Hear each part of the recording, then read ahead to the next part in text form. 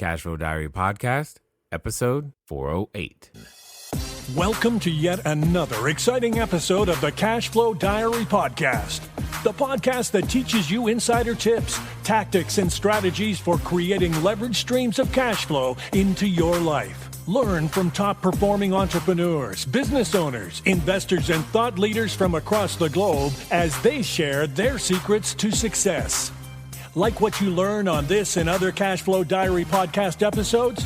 Go to learninvestingnow.com and sign up to receive powerful tips and information that will help you succeed as an entrepreneur and investor. Now, here's your host, investor, entrepreneur, business owner, educator, speaker, author, and master facilitator of Robert Kiyosaki's cash flow game, Jay Massey. All right, ladies and gentlemen, welcome to another episode of the CashFlow Diary Podcast. I'm your host, Jay Massey, and I'm glad that you're here today because we are going to, think differently. Specifically, I am not referring to an Apple product today, although I guess it would follow that this company or that company does the same thing as what we're going to be talking about. Here's what I mean. Oftentimes, some of the greatest ideas that you need to be unstuck for your business come from an unknown place. You know, maybe you're watching a cruise ship and you're seeing how many systems that they have running, and there's an idea that that cruise ship is using to run their system that could help you maybe inside your restaurant or laundromat or, short-term rental business or whatever it is that you are doing to build cash flow. Well, the point to that is that I want you to just think about, challenge, if you will, some of the basic things that you've considered to be true, because maybe they're not. And more importantly, they could be the very things holding you back from achieving the next levels of business. Now, with that being said, I've got a guy today who I think is going to be able to help you and I understand that to a completely new level, because he literally wrote the book about it. And what I like about today's guest is the fact that he takes these things, distills them into processes, and helps entrepreneurs and business owners across the globe to be able to go out there and make better decisions, better processes with this information so that we can go out there. Now, who am I talking about? I'm talking about Bryce Hoffman. He's an author, speaker, strategic advisor, management consultant, and what's interesting, he's also a best-selling author. You may have remember him from one of his prior books, but today we're talking about red teaming, how your business can conquer the competition by challenging everything. I completely like that. Now, before we get into this, I want you to be in an open mind, because there may be things you learned today that you did not know were true or you thought weren't true. But more importantly, by being willing to ask the question and listen, today you could finally get that breakthrough. So let's listen to Bryce Hoffman. Bryce, you there? I am, Jay. Thanks for having me on. I'm glad that you are here, sir. Thanks for taking the time. Now, this being the first time that you're here, I have to ask you the same question that I tend to ask everybody else. You ready? I am ready, Jay. All right. I tend to look at today's entrepreneurs a lot like yesterday's superheroes. You know, Batman, Robin, Wonder Woman, if you will. And I think entrepreneurs and superheroes have a ton of things in common. For example, occasionally as an entrepreneur, we can envision ourselves as, flying around, saving our customers with our products, services, and knowledge, etc., and helping them and improving their life. But also, like a superhero, an entrepreneur has a beginning.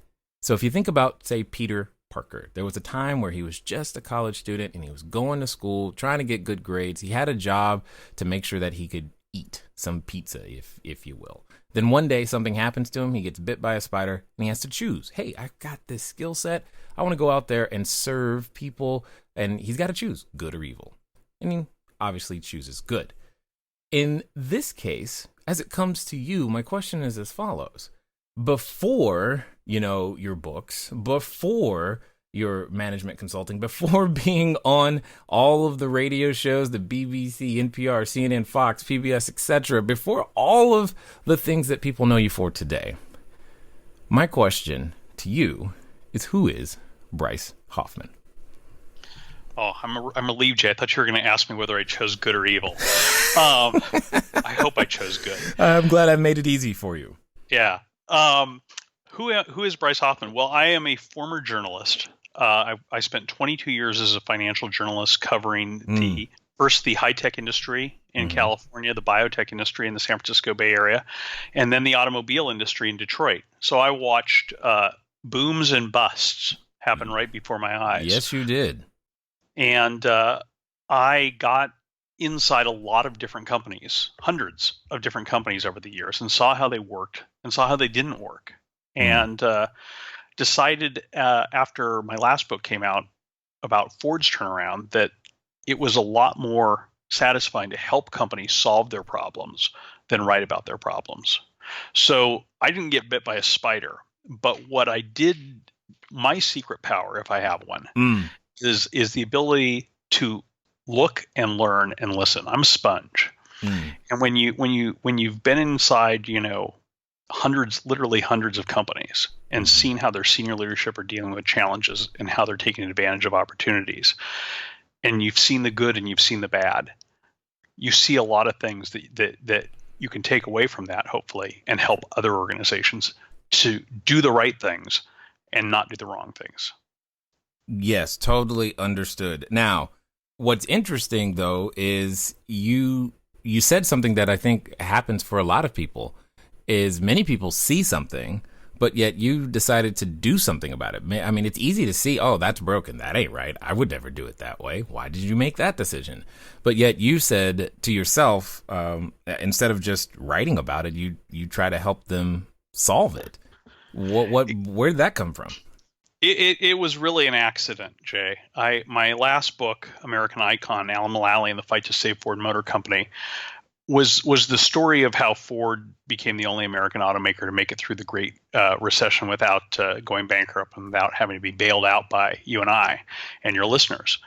And that was what the book was about. But it was also a book about a management system that Alan Mulally developed at Boeing and brought to Ford and used to change Ford's culture, to make the company able to succeed and to put it back on the road to success.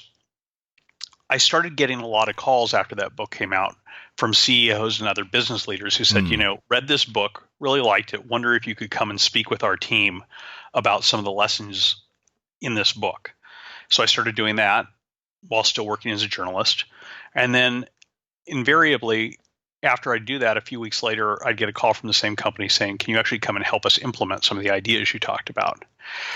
And at the time, and still today, as most people are aware, the newspaper industry is kind of dying this decades-long death.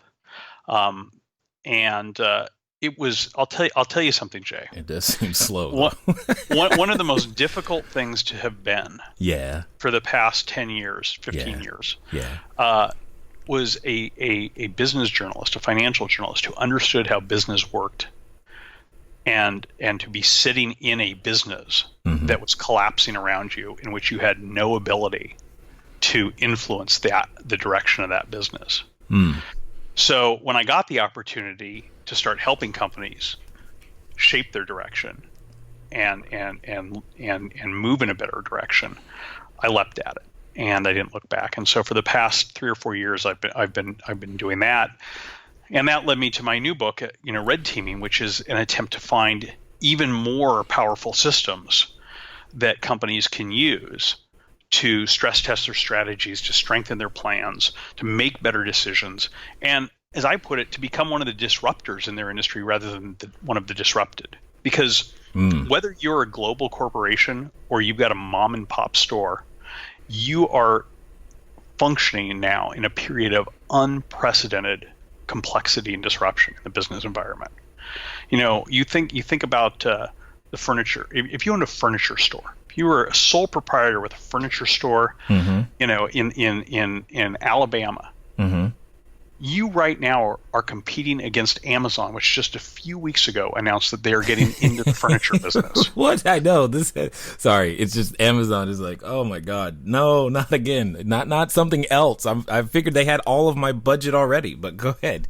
Yeah, well, that's the thing is again, And that's such an important point, because that really goes to the heart of what red teaming is about, which is not taking your success for granted, for recognizing that just because you're succeeding right now doesn't mean you get a buy, doesn't mean you just have to keep your foot on the accelerator. No, it means that you have to do something different. If you look at what happened with another big disruptor, Google, a year or two ago, when Larry Page sent out the memo to employees announcing that they were doing something really strange, not creating a spin-off, but making Google the spin-off of a new company, Alphabet, he said in his memo to employees, it is no longer enough to simply continually improve our business. That's no longer enough to stay in business, let alone lead in business.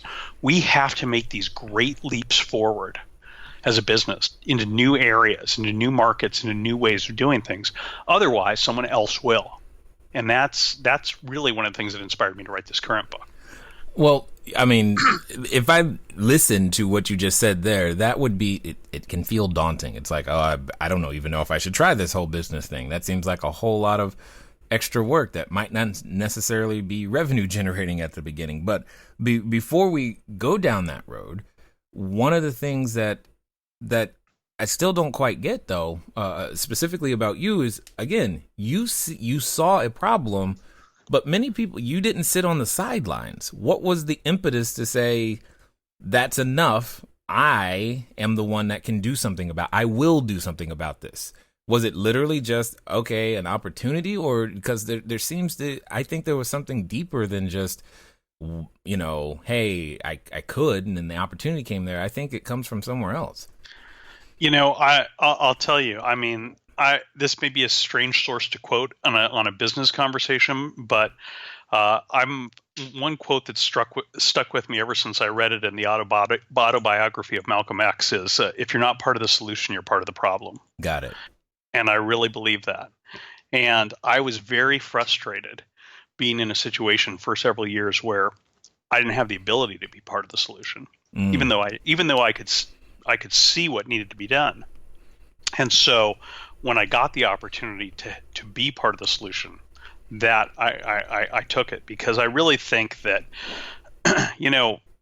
when I started out as a journalist, I was very idealistic and thought, I could, help change the world by, exposing truth and wrongdoing and et cetera, et cetera. And, sure. and over time, I realized that newspapers had become incredibly dysfunctional and had really kind of ceased to provide the value that they once did.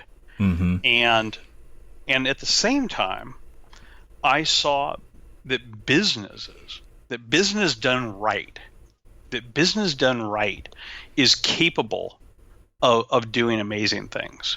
Like, I don't know how much you know about like Chobani yogurt, but there's a great story in Chobani about this guy who comes to the U.S. as a refugee and creates this amazing company that in a market that didn't even exist, and then uses his company to like improve the lives of thousands of people in communities all over the country where he builds his factories and stuff. And he's got a very intentional, way that he goes about doing this. And that's the powerful stuff. And business done right is capable of doing phenomenally good things. Yeah, I get that. I see that's what I'm talking about. Many, I believe, great businesses were born out of a frustration somewhere, and then the opportunity presents itself. So that makes total sense. Now, we've mentioned the term red teaming, but in the intro, I also mentioned how we can take ideas from other industries or maybe even some uncommon places to be able to solve a problem that we're currently facing. And from what I understand, that the concept of red teaming comes from the U.S. military, U.S. intelligence agency. So help me understand how something from over there can help us in business. Hello there, entrepreneur. This is Jay Massey, and what I want to say to you is that the number one mistake that I have ever made in business, number one, has been waiting too long to do the books, waiting too long to get the bookkeepers, the accountants, the CPAs, the CFOs involved, and I don't want you to make that same mistake. That mistake cost me over 6 figures, and now for a significant discount, you have the ability to get your books together using FreshBooks. So what I want you to do is I want you to go over to gofreshbooks.com/cashflowdiary. Again, that's gofreshbooks.com/cashflowdiary.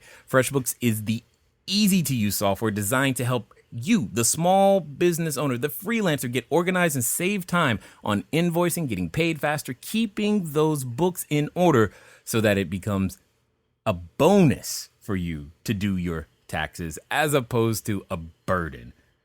Go over to gofreshbooks.com/cashflowdiary and get started today. And now let's get back to the rest of the story. See, that's a great question, Jay. I'm a big believer that you should look for ideas wherever they are. And one of the things that struck me when I'd written this book about Ford Motor Company, I'd started my practice as a consultant, and Ford was doing great at the time. They've since run into a little bit of difficulties that they're working on, but at the time they were doing phenomenal. Mm-hmm. And yet I had a conversation with Bill Ford Jr., the chairman of the company, the great grandson of Henry Ford. And he said, I still have trouble sleeping at night sometimes. And I said, really? Why? I mean, you got Alan. You guys are making record profits. You didn't go bankrupt. You didn't take bailout. People love you. Market share increasing, et cetera, et cetera, et cetera. And he said, yeah, but here's the thing. He said, I know this company, and I know the history of this company, and I know how many times in the past we've let our success go to our head, and how many times we've kind of allowed ourselves to become complacent. And he said, I worry that might happen again. Maybe not tomorrow, maybe not next year, but someday. So that got me started, Jay, looking for some idea about how companies could kind of institutionalize a way of challenging their institutional thinking, if you will. You're looking for a system to challenge the system. Exactly. That's right. That sounds funny, but okay. It sounds funny, but that's what I was thinking. Excuse me. And I found it. I found what I was looking for in a very unlikely place, which was a zombie movie. Oh, this is good. My wife is going to appreciate this. This is great. So I have to start. No offense to your wife, but I'm not a fan of zombie movies. Me neither. Yeah, I can't actually stand them most of the time. Right. I don't like horror films in general, but several of my friends about 2013 were telling me about the zombie movie World War Z the Brad Pitt one that they described to me as the thinking man's zombie movie, which to me seemed like a bit of an oxymoron. But but one day I didn't like, I valued these people's opinions, but not enough to actually go to the theater and see the movie. But one day I was sick, and it was about 6 months after the movie had come out, and I was flipping through Amazon on demand, and up popped World War Z as a new release. And I said, I feel like crap. This is probably a good way to kill an afternoon. And started watching it. And in this movie, there's a scene early on where, there's this zombie plague that's sweeping across the world that starts in India. And the only country that isn't brought down by it in the first few days is Israel. And so Brad Pitt, our hero, is sent by what's left of the U.S. government to Jerusalem to figure out what did Israel know that no one else knew that allowed them to protect themselves from the zombie plague. And he's met at the airport by the head of Israeli intelligence, the Mossad, who explains to him that they have this concept that they developed after they almost lost the 1973 Yom Kippur War called the 10th Man Doctrine. And he explains to Brad Pitt that this doctrine requires that when all of their senior security council staff are united in believing that something is true, that there is a requirement that the 10th man on the team has to argue that the opposite is true and put together as compelling an argument as possible that the opposite is true. And he explains how that just like every other country in the world, they received these fantastical sounding reports from India that there was this zombie plague sweeping the earth. And just like every other country in the world, they were inclined to ignore them. But because of this 10th man doctrine, their 10th man said, what if it's true? Why don't we just seal our borders as a precaution? And that's what they do. And it turns out about 5 minutes later that it doesn't matter because the zombies are at the Wailing Wall. But the point was that I found myself thinking, is this real? Do the Israelis really have something like this? Because if they do, That's the cure for what Bill Ford was talking about, right? That's the cure for this sort of institutional complacency that we run into. It's the cure for groupthink. It's a cure for a lot of things that I've seen a lot of companies brought down by. So when I got better, I started calling around and surfing the internet and finally tracked down an Israeli intelligence officer who explained to me that the answer was kind of like, kind of. He said that he'd never heard of the 10th Man Doctrine, and he has no idea where the author of that book or Hollywood got the 10th man from. But he said, we do have an organization called Ipsa Mitsabra, which I'm told in Aramaic means something approximately on the contrary, it appears that the opposite is true. He says, we have this organization called Ipsa Mitsabra that does exactly what the movie talked about. And it was created after the 1973 Yom Kippur War. Everything else they said was totally true. He said, this organization exists, and its job is not to figure out what Israel's enemies are doing. Its job is not to not to develop a great plan for protecting Israel. Its job is to take whatever the prevailing wisdom is in the Israeli security and military establishment and argue as strongly as possible that it's wrong. Now, it may be right, and it often is. But the point of this is to stress test it, to make sure it's right, to make sure that people aren't missing something. So I thought this was amazing, but I was also surprised because he kept referring to it as our version of red teaming. Now, as I mentioned earlier when we were talking, I used to be I used to cover the high-tech industry during the boom years in the 1990s in Silicon Valley, and I'd heard red teaming referred to as these kind of white-hatted hackers that companies would hire to try to break into their networks to find vulnerabilities so they could patch them before the black-hatted hackers found them. And I said, clearly this isn't what you're talking about. He said, no. There's another type of red teaming. And he said, I don't know why you're talking to me. He said, your country has the best red teaming program there is. The U.S. Army has this amazing red teaming program that we send our people to sometimes to learn in. And so I called the Pentagon up and asked if I could be part of that course. And of course, they told me no. But I'm persistent, Jay, just like I'm sure listeners are, because you can't succeed in business without being persistent. Right. And so I kept asking people until I finally got someone to say yes. So I spent the first half of 2015 in a class of phenomenal U.S. Army officers and one Air Force officer going through this course to teach these officers how to become red team leaders and how to lead red teams. And I learned about this amazing process that, as you said, was developed by the military and intelligence communities. And it was developed after 9/11. And it was born out of the same, in this case, very hard-learned lesson that success is a poor teacher, because our military and intelligence agencies had become complacent. We thought we'd won the Cold War. It appeared we had until recently. We had won very easily the first Persian Gulf War, and we had won very easily the war against Serbia in the Balkans. And so there was a prevailing view that had developed that America's technological superiority and mastery of information had reached the point where we could guarantee victory abroad and security at home for the foreseeable future. And we all learned on September 11, 2001 that wasn't true. Right. So one of the things that happened on September 12th, 2001 is the CIA created this new group called the Red Cell that was basically a U.S. version of this Israeli group. Of basically, it was charged with taking whatever the prevailing view was, like the prevailing view that terrorists might hijack planes, but they weren't going to fly them into buildings, because why would they do that? Right. And it would challenge that and argue the opposite is true, like maybe the fact that we have this intelligence that shows there's a bunch of extremists who are taking flying lessons, but they don't want to learn how to land, might be something we should look into. And then a couple of years later, after our victories in Afghanistan and Iraq had started to unravel before our eyes, the Army had a similar catharsis where they realized, hey, we made a lot of assumptions that have turned out to be really, really wrong.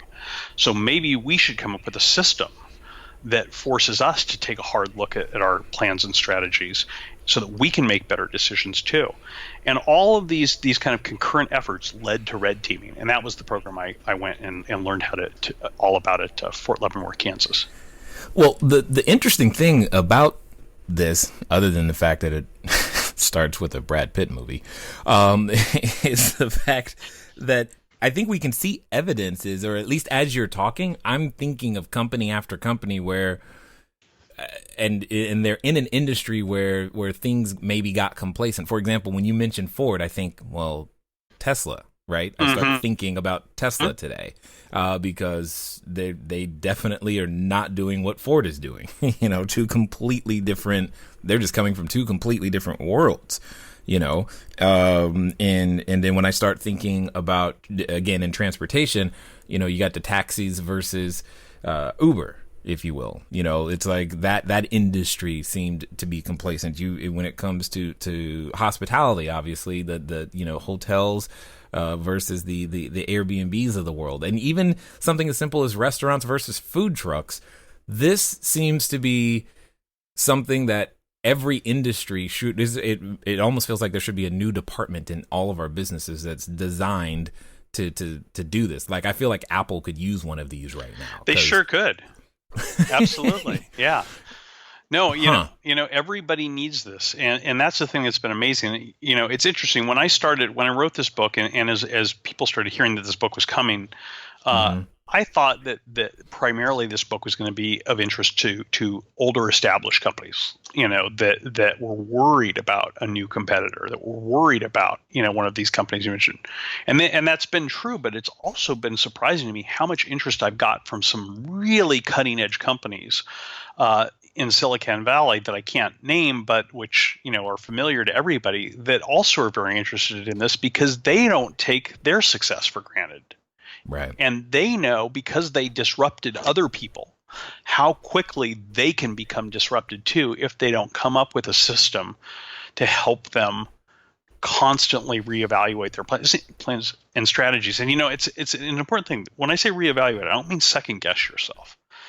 I mean execute when you need to execute, but make sure you bake into your planning process, your strategy process, a system that requires you to periodically, at least, ask yourself, is there a better way to do what we're doing? Is there a better way to, is there some way, are we vulnerable in some way that we don't know? Or is there an opportunity that we're missing? And the beauty of red teaming is it's a systematic way of doing that. So it in the book, I kind of walk people through how they can do this. And I think that, it's something that works for small companies and for global corporations. Well, and to that point, what I'm kind of thinking about right now is, I think someone who maybe not even is in business yet could use this idea, at least, or this concept to possibly find a vulnerability of a company that they might want to disrupt. That's a fascinating idea, Jay. I hadn't really thought about that, but you're absolutely right. You could use this proactively. And there's a lot of tools in the book that I can think of that would be very helpful in doing that. There's a tool, for instance, that the Army developed called 4 Ways of Seeing. That's deceptively simple. And basically what it is you create, a chart that looks at all of the kind of key stakeholders on a given problem. And that problem could be, defeating ISIS, but it could also be the music industry or, the soft serve yogurt industry. Okay. And you basically, and I walk you through step by step how to do this in the book, but you basically have a group of folks look at all of these different constituents and see how they view themselves and how they view each other. And in those different interactions, in those kind of conflicting views of how your customers view you, how your competitors view you, how your customers view your competitors, how your competitors' customers view your competitors, that sort of thing. There's a lot that comes out of that could be very valuable for a new entrant into an industry or into a business niche to figure out where are the points that I could really disrupt the existing companies in this space. What's interesting about that is, on a very, very simplified level, one of the things that we often do, like in our own business, is we will look at the reviews that a competitor might have for a particular product or service, and it kind of tells us what you just said there. It tells us how at least their customers are viewing their service in some way, shape, or form, and it gives us some insight as to, well, we don't want to do that, or we might want to copy some of that. Exactly. I mean, if you see that your potential competitors, customers, have a very dim view of some key aspect of their product or service, right there is an opportunity. Right there is a chink in the armor. Right there is a point that you can drive your lever into and put your shoulder to it and push and topple them right there. Yeah. I get it. I like it. So when it comes to like actually implementing this, does the process of red teaming, can it be as simple as a checklist, item that we check in every quarter, or is this something that has to be like, how close does an entrepreneur have to be paying attention if they wanted to do this? Like, is this going to be a whole new department, or is, like, how much work is it to maintain this particular system or something like that? There's a lot of different ways that you can apply red teaming in your business, and different types of red teams make sense for different sizes of businesses. So the range of it runs the gamut for just learning about these tools and techniques. And applying them as a decision maker, which is very helpful, and it's something you can do just by reading the book. Or we also have classes that teach people how to do this that are based on the Army's classes. In fact, use the same instructors that the Army uses. You can learn these tools and techniques, and they will help you make better decisions. But one of the key concepts of red teaming, Jay, is that red teaming is based on all of this research that's been done over the past several decades into cognitive psychology and human decision making. And what that research tells us time and time again is that we have a really hard time figuring out what we don't know. We have a hard time seeing our own blind spots. So while you can use these tools and techniques by yourself to make better decisions, and they will help you make better decisions, to really get the full benefit of red teaming, you need someone with a different set of eyes to look at your plan with you. And you can do that, again, through a variety of scaled things that range on the high end to, as you suggested, having a standing red team, which is what the military has, and which, what some companies that I've been working with are looking at putting together, where you have a group whose function is to be like that Israeli department in their intelligence agency and kind of just take the organization's plans and strategies and stress test them. But that's something that's probably for a lot larger organizations. On the other end of the spectrum, you can bring in an outside red team facilitator to lead your organization through red teaming analysis of its own strategies or plans. That's a lot simpler thing that companies can do that don't have the resources to have their own red team, and that can be just as effective. Got it. So when it comes down to it, then, I mean, as I'm thinking about this, I'm just going, because I'm thinking about the smaller entrepreneur right now. That's what's going through my head. I'm like, okay, so does the person let's just say I was trying to form my own little red team. Does the person who's on that team necessarily have to have insight to my business, or is there an advantage to having that person, when you say fresh eyes, to having that person be someone who's maybe possibly in a completely different industry? So by way of describing what I'm thinking, like if a group of entrepreneurs were to get together, they read your book, understand, they get together, but they're not even related or competitive businesses, yet could they be each other's red team in some way, shape, or form? Wow, that could be really powerful. That's again something we need to talk offline. Maybe we need to go into business together here, because you got some great ideas, Jay. This is it's a great idea. It's really a good idea.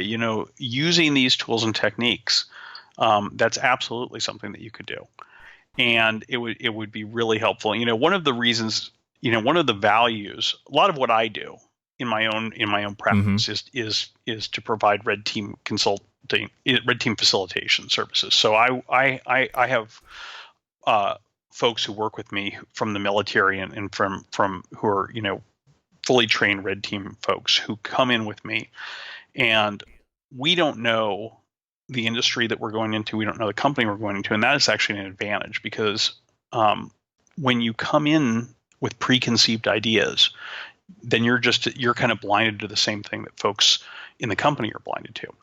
But we don't do the analysis. We simply facilitate the analysis, because here's the thing: is if you don't know the industry, then you ask a lot of stupid questions too, and you miss a lot of things that someone who has experience would get.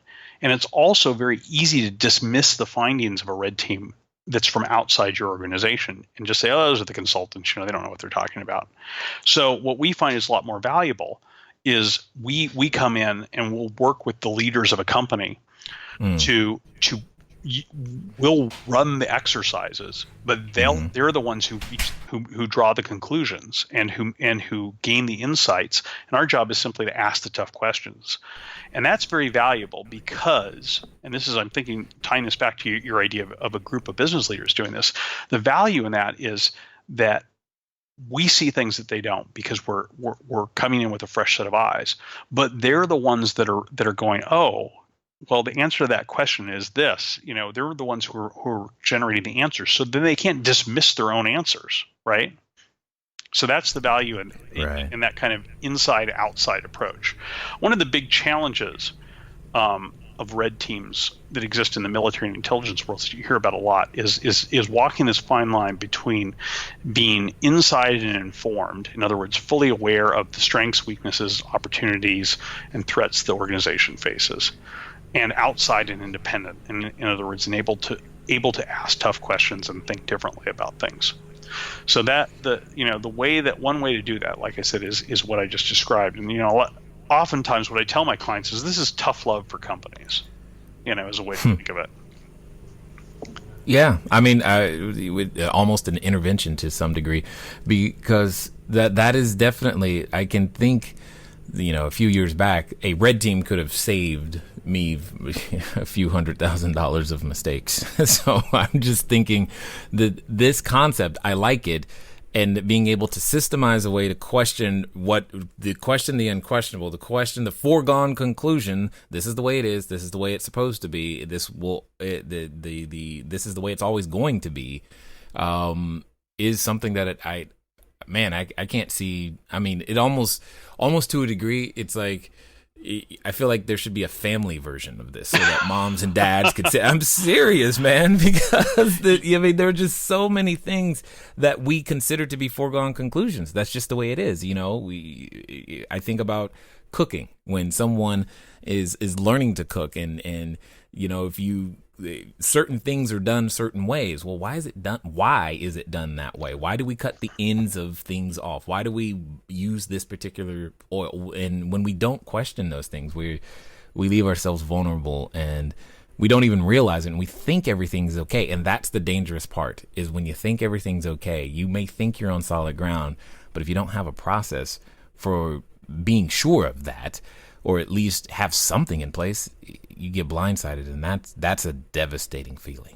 Absolutely, Jay. I mean, that's the thing, is you can use these ideas in your own life. I do, because, we've all had these experiences where we do something that we come with an idea, and the idea seems great, and we think about, how wonderful everything's going to be when this idea that we've come up with that's so great works out, and we fall in love with the idea.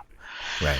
And then we execute it, and it turns out not to be so great. And then we look back and we're like, why didn't I see that? It was so obvious. It was right in front of me. That was the stupidest thing in the world. Why did I do that? So rather than have that conversation with yourself as you're slapping your head 2 weeks later, why not have it beforehand so that you can save yourself from that head slap moment that can be very costly to you, both as an individual and as an organization. That's where the power of red teaming really lies. Indeed. Here's what I know. I know that the people who have listened this far, they are enjoying this conversation. They want it to continue. They may even are at that point where like, I need to know more about this red team thing. I got to get one. What's going to be the best way for them to catch up with you, Bryce? Find out more about what you guys got going on, and so that they can take some next steps. So the first thing is they can read my book, Red Teaming: How Your Business Can Conquer the Competition by Challenging Everything, which they can get wherever books are sold, in stores or online, wherever you prefer. Audiobook, ebook too available. They can go to my website, brycehoffman.com, BryceHoffman.com. And they can go to my practice's website if they want to as well to find out more about what we offer, which is redteamthinking.com. Excellent. Now, as we end, I've got a final question for you because I'm really curious to know. Let's pretend that someone who's been listening they're standing on that edge, the precipice. They are ready to throw their hat into the ring. In fact, Bryce, they're standing in front of the superhero outfit store, about ready to put on their cape and tights, and they're going to make this thing happen for themselves. Now, yes, as you know, like I know, anytime we make decisions like that, oftentimes we have a little friendly or not so friendly visitor who tends to remind us in the form of a voice of what we can't do, why it won't work, how it doesn't happen. And for some people, they're even related to that voice. So my question is as follows. Let's pretend that they're going to actually follow through this time. They're going to go out there and do what needs to be done. What would you tell them to do? I think you hit the nail on the head, Jay, a few minutes ago when you raised the issue of just asking why. What is wrong with asking why? Why is this true? Why are we doing things this way? Why has it always been done this way? Why couldn't we do things a different way? Why is one of the most powerful words in the English language. And there's no harm in asking why. That's one of the things that I tell my clients a lot of times is just because you are red teaming your strategy or plan doesn't mean there's anything wrong with your strategy or plan. It may be the best possible strategy in the world, but you won't know that until you really subject it to stress testing and scrutiny. And then you'll be sure. So there's no danger in asking why. There's only upside. Yeah, totally understood. I completely get it. I definitely appreciate the research, the work that you've been doing. I appreciate the fact that you care about businesses enough to be a part of the solution. And I thank you for taking the time to share your insight, knowledge, and wisdom here with us today at the Cashflow Diary, sir. Really enjoyed speaking with you, Jay. All right, ladies and gentlemen, you know what time it is. It's time for you to move at the speed of instruction. What does that mean? That means BryceHoffman.com. That means RedTeamThinking.com. That means go pick up the book, read it, most importantly, do it, because I know you heard the epiphanies that were just revealed, but more importantly than that, if we are going to be attacked by zombies, you now know how to be prepared. With all of that being said, ladies and gentlemen, it's been fun talking to you guys today. I look forward to talking to you soon. Until next time.